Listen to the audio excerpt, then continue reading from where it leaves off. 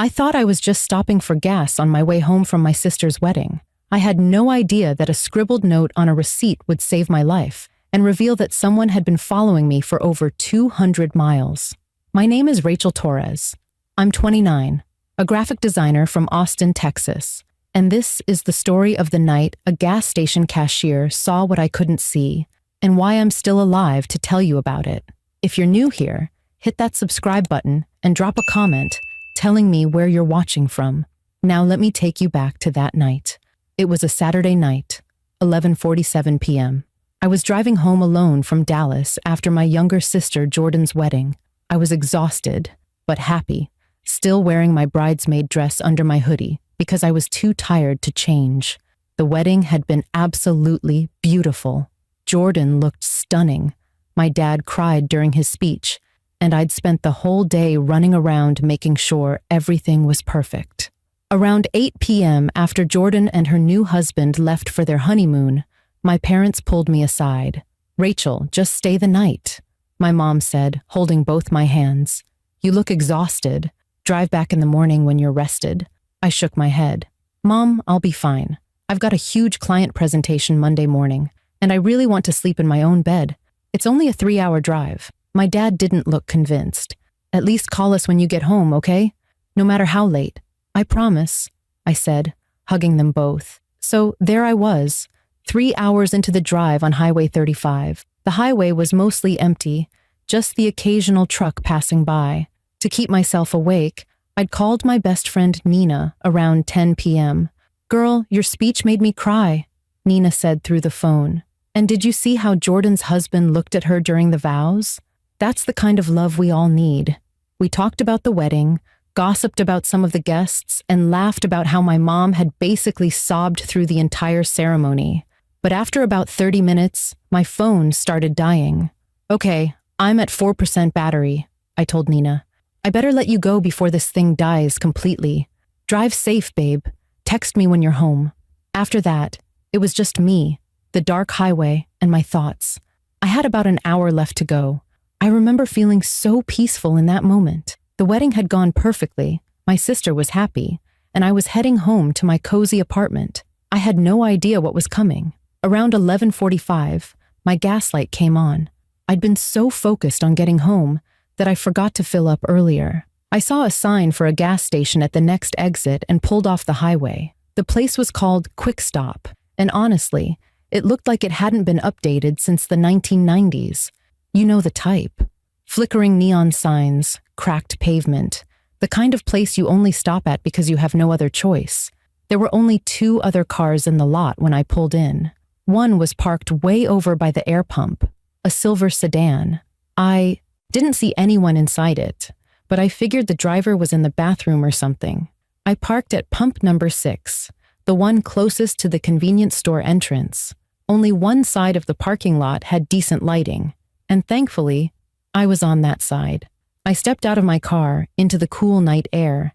It felt good after sitting for so long. I swiped my card, started pumping gas, and just stood there for a minute, stretching my legs and looking up at the stars. It was so quiet, almost too quiet. When the pump clicked off, I headed inside.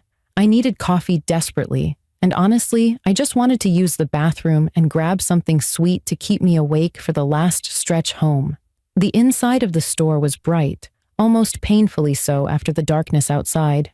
There was only one person working, a young guy behind the counter. He looked about 22 or 23, with dark circles under his eyes like he'd been working the night shift for way too long. His name tag said, Marcus.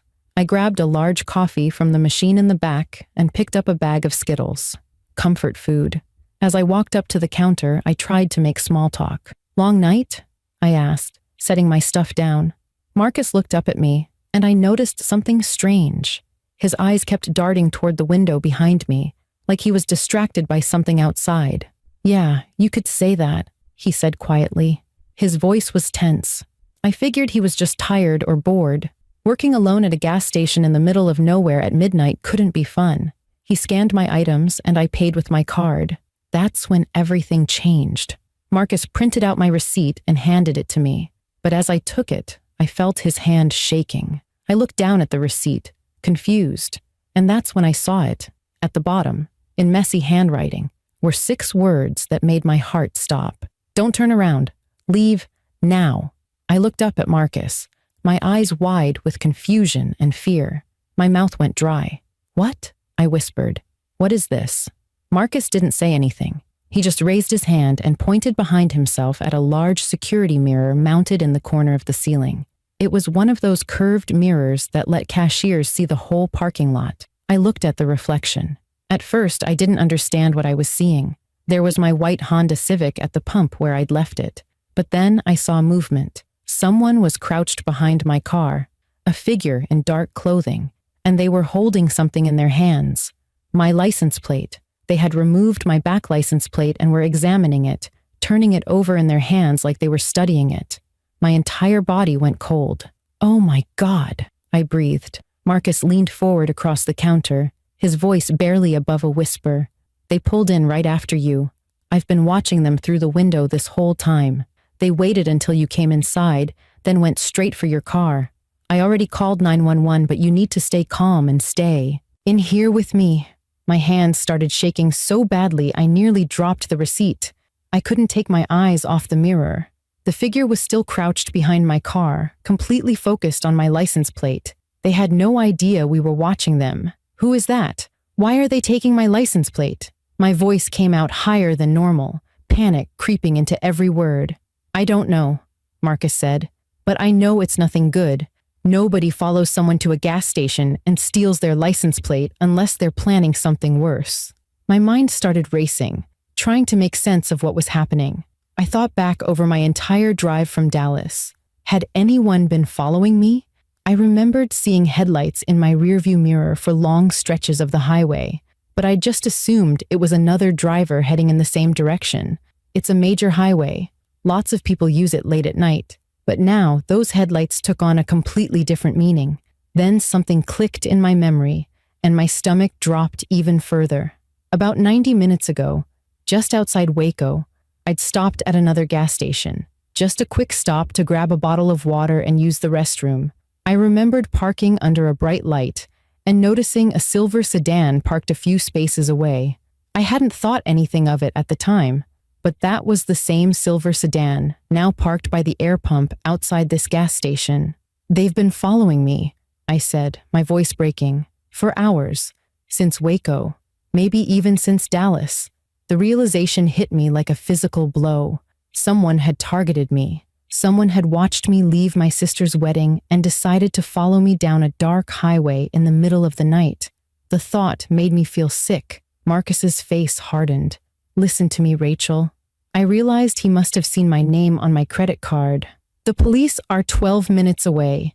The nearest patrol car is coming from the next town over. I've locked the front door using the security system. We're safe in here, okay? They can't get to you. I looked at the door and saw the red light on the electronic lock. 12 minutes felt like an eternity.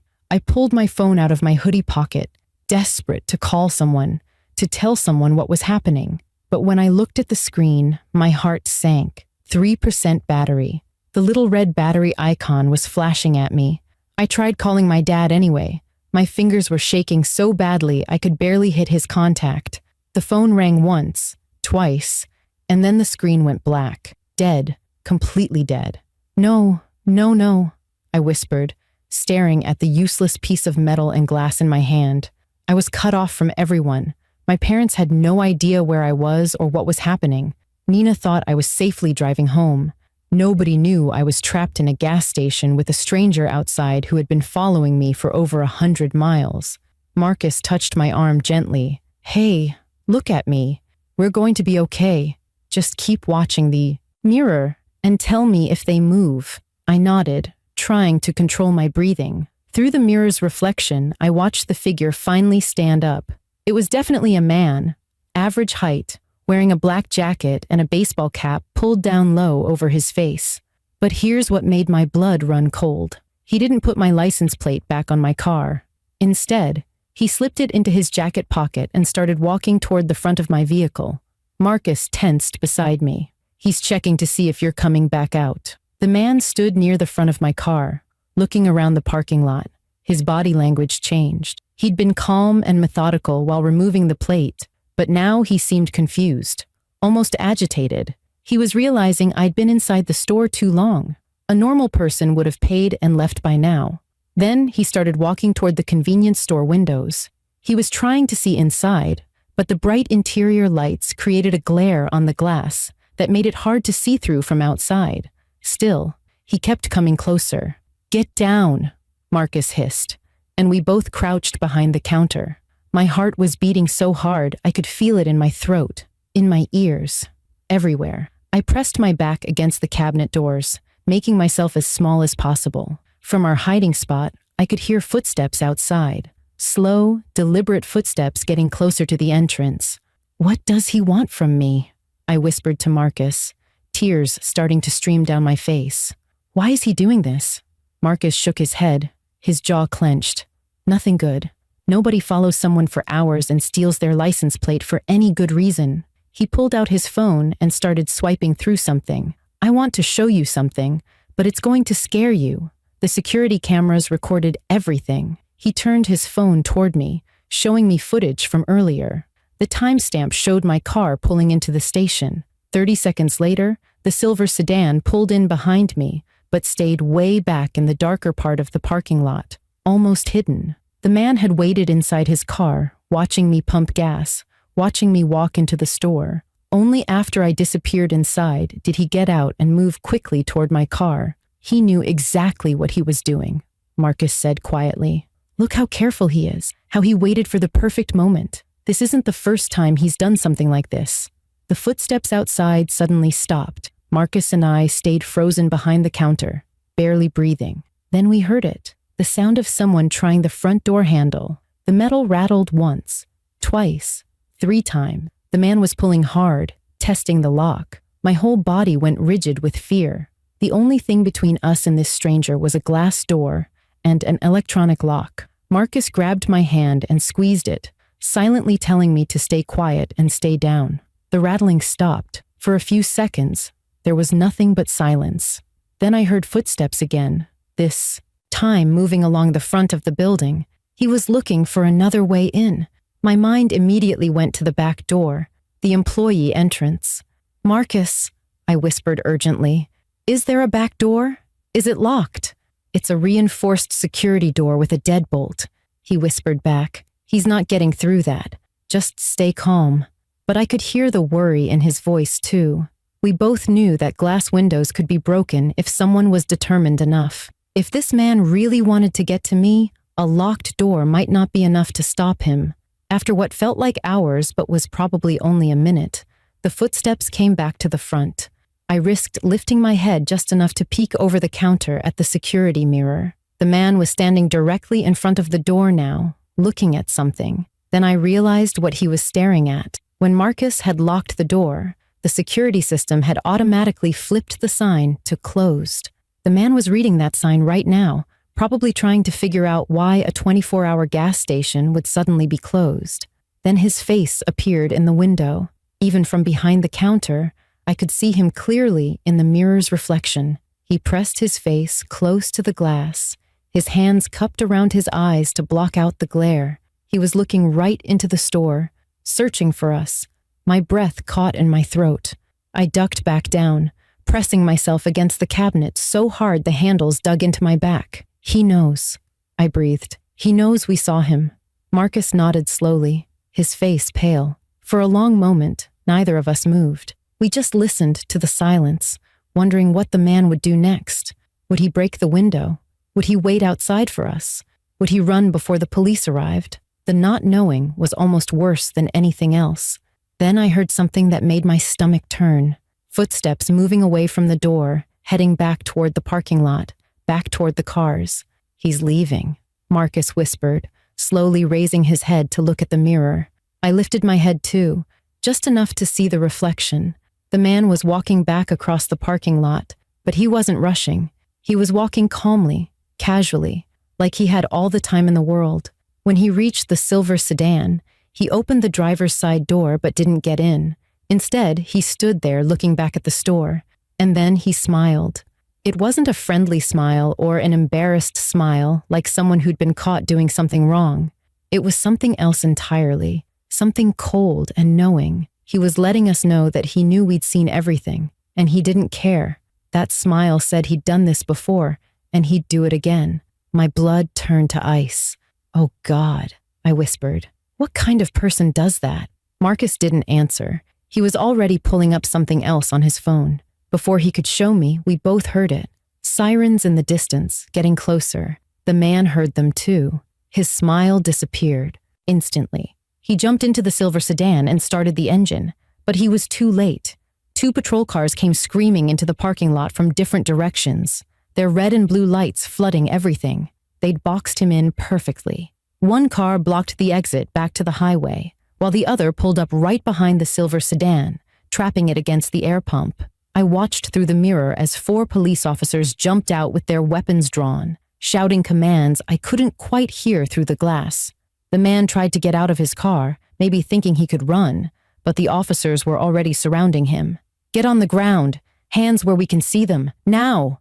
Within seconds, he was face down on the pavement with his hands cuffed behind his back. It was over. Just like that, it was over. My legs gave out, and I collapsed onto the floor behind the counter, shaking uncontrollably. Marcus sat down next to me, and I could see his hands were trembling too. We'd been holding it together out of pure survival instinct, but now that the immediate danger had passed, the reality of what had almost happened hit me like a truck. I started crying, huge gasping sobs that I couldn't control. Marcus didn't say anything. He just sat there with me while the police lights painted the walls red and blue. A few minutes later, there was a firm knock on the glass door. Marcus and I both jumped, still on edge from everything that had happened. "Police! You can open the door now. The suspect is in custody." Marcus stood up on shaky legs and went to unlock the security system. The electronic lock clicked open, and a female officer stepped inside. She was probably in her mid-40s with kind eyes and a no-nonsense expression. Her badge read, Officer Janet Reeves. "Are you Rachel Torres?" she asked, looking directly at me. I nodded, unable to find my voice. "And you must be Marcus Chen, the employee who called this in?" Marcus nodded. Officer Reeves looked between us, and her expression softened slightly. "You two okay? Anyone hurt?" We both shook our heads. "Good. That was smart thinking, son," she said to Marcus. "Calling us when you did probably saved this young woman's life." Those words hit me like a punch to the chest.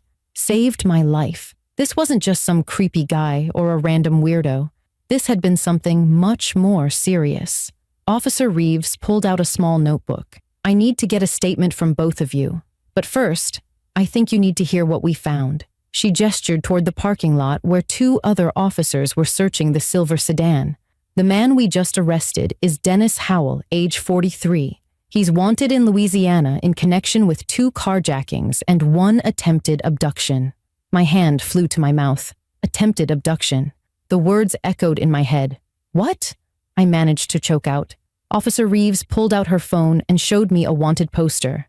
It was definitely the same man.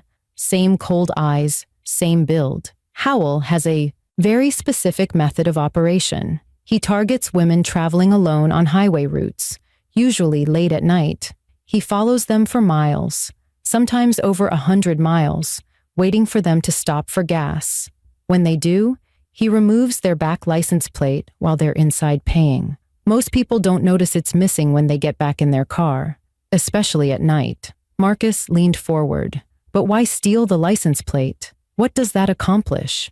Officer Reeves's expression grew even more serious. Without a visible license plate, the vehicle becomes much harder to trace and identify. Howell's method is to let his victims get back on the highway, then he forces them off the road at a more isolated location. Maybe he pretends there's something wrong with their car, or he causes a minor collision. When they pull over, he approaches them, and because their license plate is missing, other drivers passing by might not even realize something's wrong. They might think it's just 2 people dealing with a fender bender. The room started spinning. I grabbed the counter to steady myself. That had been his plan for me. He'd been planning to force me off the road somewhere between here and Austin, somewhere dark and isolated where no one would see, no one would help. But how does he choose his targets? I asked, my voice barely a whisper. Officer Reeves hesitated. then said, "We're still piecing that together, but based on the other cases, we believe he monitors social media. He looks for women posting about events they're attending and their plans to drive home alone afterward. Did you post anything about your sister's wedding or your drive home?" My heart sank. I had. I'd posted an Instagram story from the wedding reception around 7 o'clock. It showed my car packed up in the parking lot with the caption, "Beautiful night celebrating Jordan. Time for the long drive home. Worth every mile." I'd even tagged the wedding venue in Dallas. I'd basically announced to the entire internet that I was a woman driving alone from Dallas to Austin late at night. I posted on Instagram, I admitted, feeling stupid and naive. I showed my car and said I was driving home alone. Officer Reeves nodded sympathetically. "You're not the first, and unfortunately, you probably won't be the last. These predators are getting smarter about using technology to find vulnerable targets." She paused, then continued. "We found some disturbing items in Howell's vehicle: zip ties, duct tape, a knife, and a collection of license plates from at least 7 different vehicles. We're working now to identify those vehicles and track down those women to make sure they're safe." 7 license plates. 7 women he'd done this to. I felt sick. Officer Reeves put her hand on my shoulder. "But you're safe now. And because of Marcus here noticing something was wrong and trusting his instincts, we caught Howell before he could hurt you or anyone else." I turned to look at Marcus, who was standing quietly by the coffee machine. This stranger, this exhausted gas station employee working the worst shift at the worst time, had saved my life. He didn't know me. He had no reason to care about what happened to me, but he'd paid attention when it mattered most. "How did you know?" I asked him, my voice thick with emotion. "How did you know something was wrong?" Marcus shrugged, looking almost embarrassed by the attention. "I got robbed 6 months ago during a late shift. Guy came in with a gun, took everything from the register. Ever since then, I watch that security mirror like a hawk. I look for anything that seems off, anything that doesn't feel right. When I saw that guy crouch down behind your car instead of coming inside or pumping his own gas, every alarm in my head went off. I figured it was better to be wrong and look paranoid than to be right and not do anything." I walked over to him and wrapped my arms around him in a tight hug. He stiffened for a second, surprised, then hugged me back. "Thank you," I sobbed into his shoulder. "Thank you for paying attention. Thank you for caring about a complete stranger." After I gave my full statement to Officer Reeves, the police reattached my license plate and offered to escort me home. But I was shaking so badly, I couldn't even hold my car keys without dropping them. My hands wouldn't stop trembling, and the thought of getting back on that dark highway made me feel like I couldn't breathe. Officer Reeves saw the panic in my eyes and made the decision for me. "There's a decent hotel about 2 miles from here. I really think you should stay there tonight and drive home in the morning when you've had some rest and when it's light outside." I nodded gratefully and followed the patrol car to a small hotel off the highway. The police waited until I checked in and got to my room before they left. Once I was alone, I plugged in my phone and waited for it to charge enough to turn on. When it finally powered up, I had 17 missed calls. 9 from my parents, 6 from Nina, and 2 from Jordan. My heart ached seeing all those notifications. They'd been worried sick, and I hadn't been able to tell them I was okay. I called my dad first. He answered on the first ring. "Rachel, sweetheart, where are you? We've been calling you for over an hour. Your mom is losing her mind." His voice cracked when he said it, and I could hear my mom in the background asking if it was me, if I was okay. I tried to speak, but all that came out was a sob.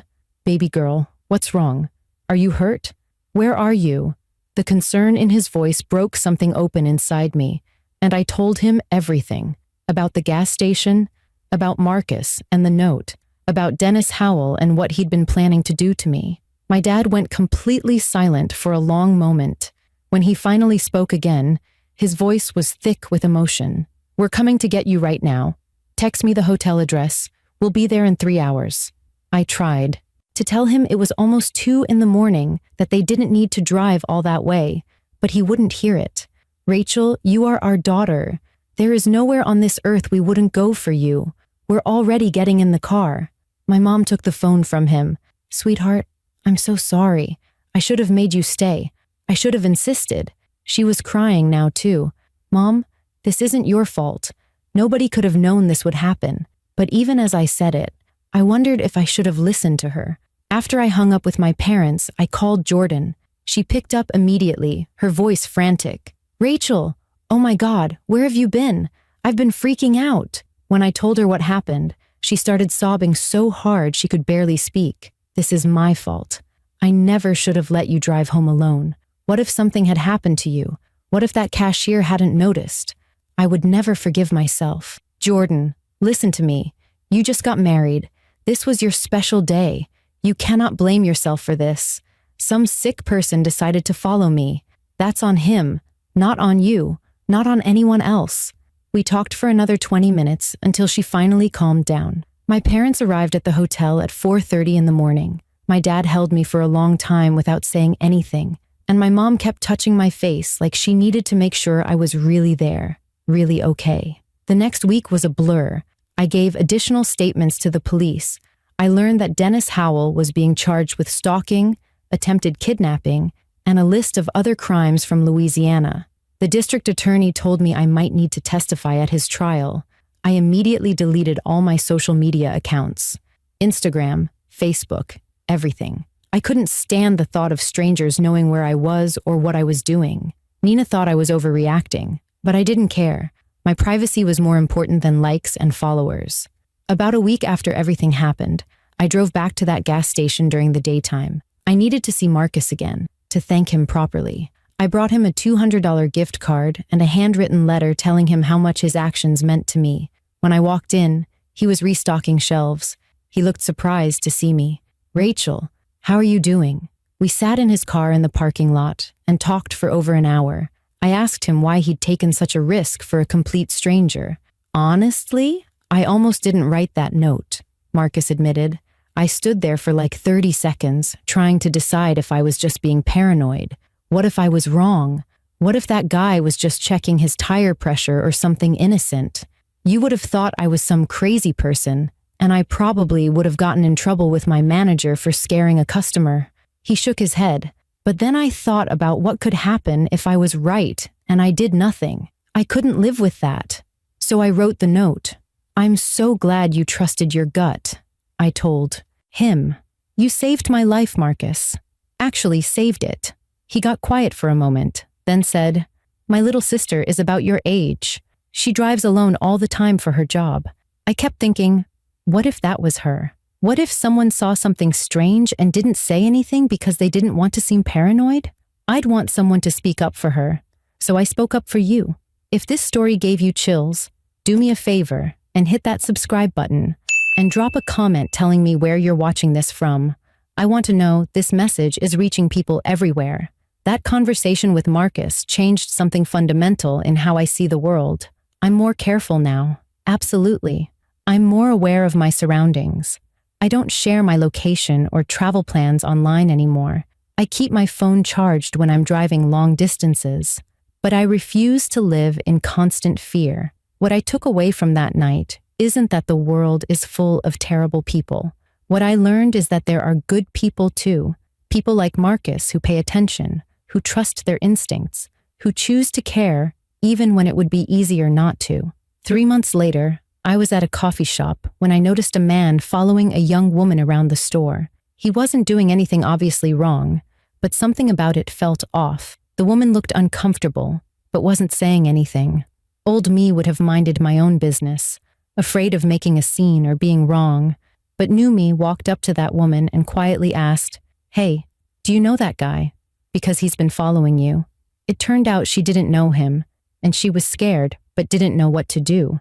We told the barista together, and they asked the man to leave. The woman hugged me and thanked me with tears in her eyes. That's what Marcus taught me. Sometimes the worst thing you can do is nothing. I'm not saying you should put yourself in danger or confront dangerous people directly, but if you see something that doesn't feel right, trust that feeling. Tell someone. Make noise. Be the person who pays attention. In Jordan's case, everything worked out. She and her husband are happy, and we're all closer now than we've ever been. My parents still worry every time I drive anywhere, but they're getting better, and I still talk to Marcus every few weeks. He's become a real friend. Looking back on that night, I think about how many tiny things had to go exactly right for me to be here telling you this story. If Marcus had been on his phone instead of watching the mirror, if he'd second-guessed himself and not written that note, if I'd ignored it or thought it was a prank, if the police had been even 5 minutes later, any one of those things could have changed everything, but they didn't. Because one person chose to pay attention and chose to act. So here's what I want you to take away from my story. First, be smart about what you share online. I never thought my innocent Instagram post about a wedding could be used against me, but it was. Predators are watching social media looking for opportunities. Second, trust your instincts. If something feels wrong, it probably is. Don't talk yourself out of your own gut feelings just because you're worried about being embarrassed or seeming paranoid. Third, and this is the most important one, if you're ever in a position to help someone, even a stranger, don't hesitate. You might be the only thing standing between them and disaster.